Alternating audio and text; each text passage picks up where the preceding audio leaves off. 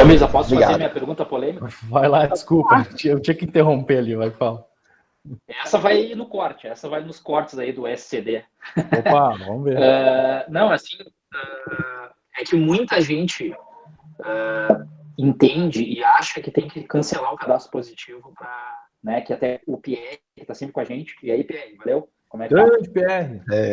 Vamos fazer a live com ele, hein? A live no final do ano. Ele falou que cancelou ali. Primeiro chegou o Magnum 357, cancelei até o cadastro positivo. Daí o Pierre falou, eu também cancelei o cadastro positivo. Nossos dados passeando por aí. Eu acredito que seja realmente bom para quem paga, né? Para quem segue sempre pagando as contas. Para quem não paga, quem costuma não pagar, tem um histórico de não pagar, aí eu acho que não é positivo, realmente. Aí o que a Melissa tem a dizer sobre isso?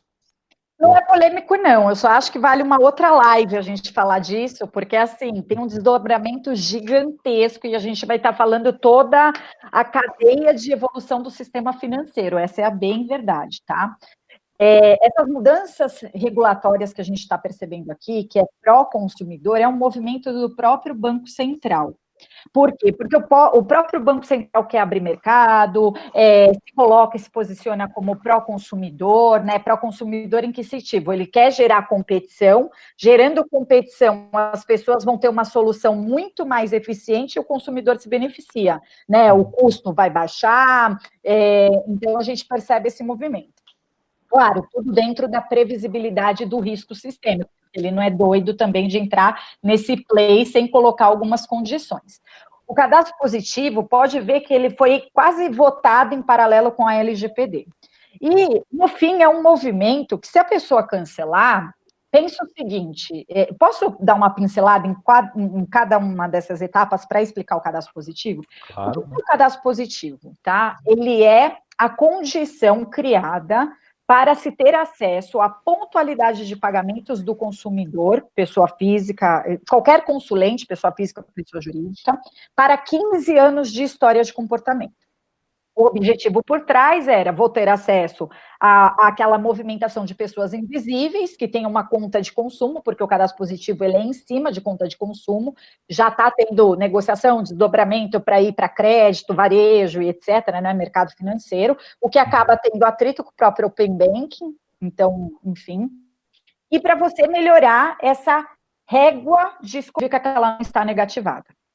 Então, é até infeliz, se me permitem usar aqui a minha licença poética, usar o nome cadastro positivo, porque a interpretação é errada.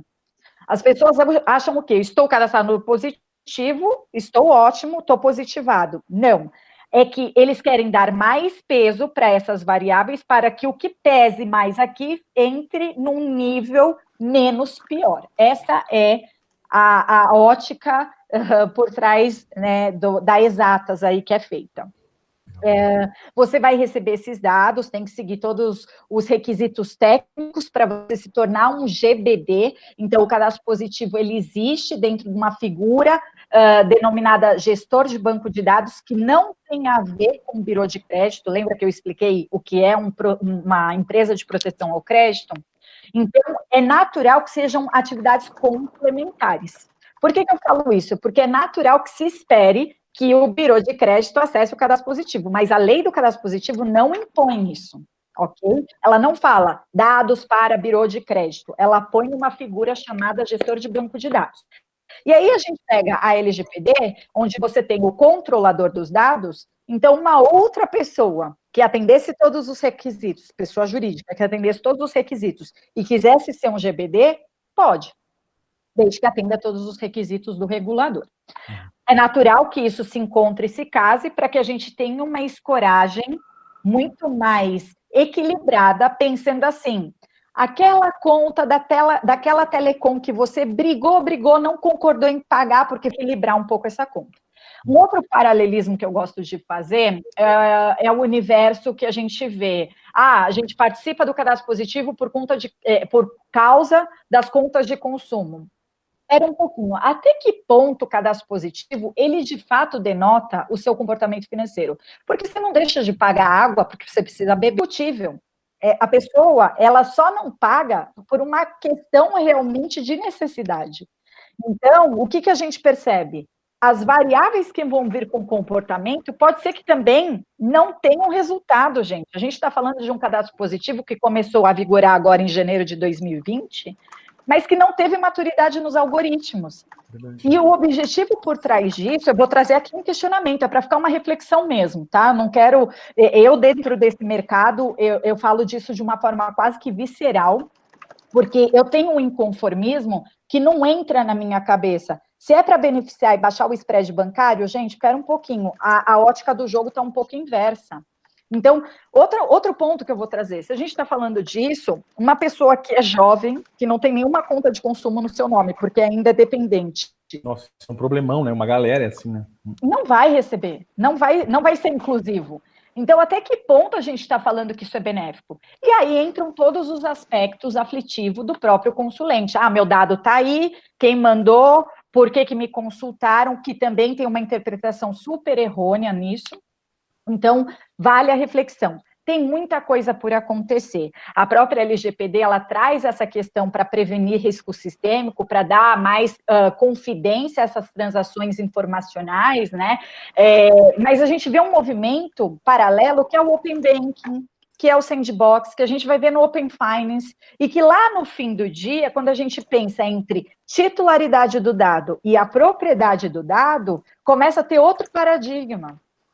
Então, assim, vamos lá, se eu quero um benefício e eu quero um desconto, você dá até o CPF na farmácia, você fala até que convênio você tem, porque, opa, é a permuta que eu estou fazendo para ter 30% nesse remédio que já é caro. E aí a gente vai entrar naquela discussão do sexo dos anjos, do ovo e da galinha. O remédio é caro para poder dar desconto e ter o dado, ou o que está errado na matemática macroeconômica? E entre esses aspectos, até onde, porque a gente vem de uma cultura, eu tomei aqui, dominei a fala, né?